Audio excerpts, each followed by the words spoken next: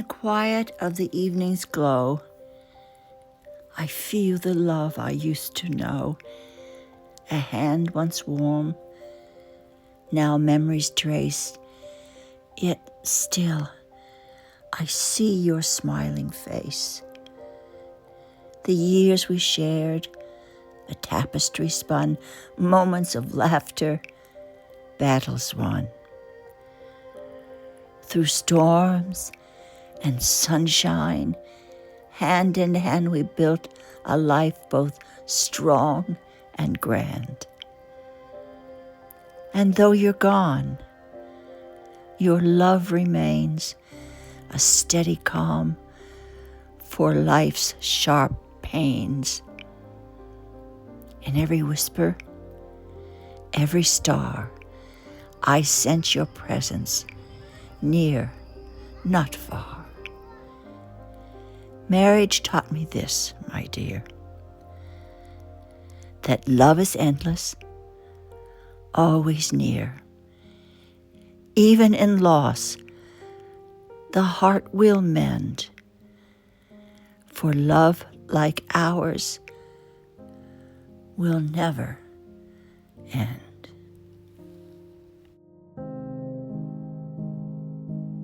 Hello and welcome, and for those who know me, it's great to see you again. For those of you who are just joining, I am Sandra Hart, and we have conversations every week talking about life and living and how we can make the best and have a more purposeful life while we are here.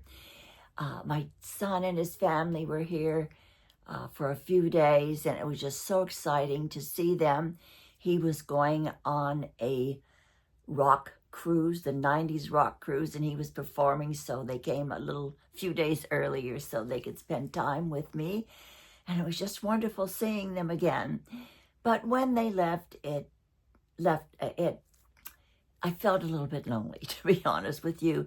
There was a little bit of a hole in my heart because I remembered the days when my husband was still alive and we would all go out together, and it was just different. It's just different now that Arthur is not here. And it got me to thinking about marriage, and maybe now that I'm alone, if I can look back and see what lessons that I have learned through my marriage. And Arthur was my second husband. I lost my first husband years ago, and I remarried when I was in my mid-40s, so it was a mature remarriage. And I thought that I knew everything about marriage when I got married again. I knew a lot about responsibility because I had children already. But I didn't realize that my husband, who had never been married before, and he was 57, really was kind of selfish because he didn't know that marriage is compromise. Marriage is compromise. Marriage is meeting halfway. It's not giving up your wants and your needs, but it's both of you meeting in the middle, coming halfway, because do you know what? Both of you are really important. I had already learned that by being a mother, but Arthur had to learn that in our marriage. So I had to be patient and listen. And I realized all the things maybe that as a young bride years ago, I had to learn. I had to teach Arthur all of those lessons. Understanding and patience and time, knowing that both of us matter in a relationship. And as in all relationships, because I'm an independent individual and he was a unique individual, so we did have our disagreements, our arguments, but that ability to be able to meet in the middle and have that compromise actually was the glue that helped us stay together for over 40 years. Looking back, what marriage taught both of us was to be able to really listen to each other and to learn about each other, to know exactly how to, he wanted his coffee and what he liked to eat. Arthur loved blintzes because his mother used to make him blintzes, and so I learned how to make blintzes. But we got so close, we almost were able to finish each other's sentences because we learned to listen to one another. And I think so many times in a marriage with two individuals, of course, two different personalities, we are only hearing our own conversations. We are only hearing our own truths. But when you bond with someone, when you join a life with someone, you honestly have to be able to listen and be less selfish. And as I said before, to compromise and meet each other in the middle. It also taught me resilience. It taught both of us how to weather the storm together, the ups and the downs, and to be more resilient and not to be so rigid in who we wanted the other person to be or who we thought we should be or what we always thought we wanted. And now that I am alone, I really realize that those lessons that I learned by being a couple are still with me today, and they are guiding me even though I'm now alone. And believe it or not, those lessons are a part of me, just like he still is. I never really thought about being a widow. I never really thought that a time would come, probably, and I would be alone. That passage of time just absolutely never occurred to me. I always thought of us being a couple. I really never thought of being a widow as a journey that I would have to take. Even though Arthur was 13 years older than I am, I just never thought about the end like that. I always just thought about us walking hand in hand in the sunset together. And let me tell you, it has not always been easy. There are times when I wish that I could reach out my hand and have his right there. And there are times when the silence without him is so terribly loud.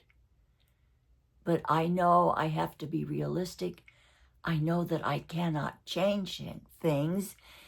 And I know that I am still here.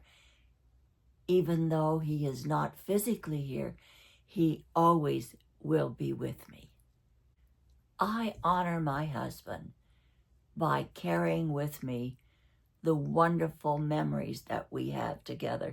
And it is so interesting. I had heard people say this years back. When someone passes, you slowly forget all of the hard times. You forget all the negative things that maybe happened in your relationship. And for somehow it's such a blessing, because the further I get away from Arthur's passing, the longer I am alone, the longer I am a widow, I only remember the good things about him. I only remember the good times. And I think it might be God's way of helping us through this change in our lives, that somehow only the good remains with us. And I just want you to know it's okay to grieve. It's important to grieve, but it's also important maybe to share, write down your thoughts, look at old photographs, go to places maybe, and I think this has been really hard for me, places where I've been with Arthur and I have memories with him, and it makes me a little bit sad, but I know how important it is. I know that when my son was here, we went to several restaurants where we used to go with Arthur, with my husband, and now I'm there with my children alone. It is so important that you keep your spouse's memory alive by revisiting places you used to go, and by opening up that feeling of it's okay to go there now that I am alone.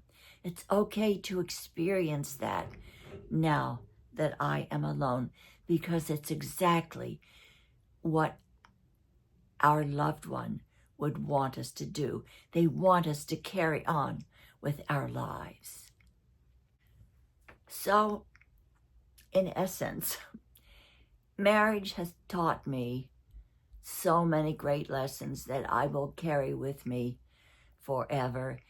And if you are still with your loved one, if you're still with your spouse or significant other, please know that pay attention, live in the now, pay attention to those small moments that you will cherish forever. Hold hands, love one another, compromise, meet in the middle, because both of you are so important, and you will have memories to cherish forever. Thank you for joining me, and it's so great to see you again today. I hope that you will, if you are a widow and you've lost your spouse, I hope that you will comment below and tell me how you're able to work through the lessons in life that you have learned by being married and what marriage has taught you. Take care, and I hope to see you again for my next conversation.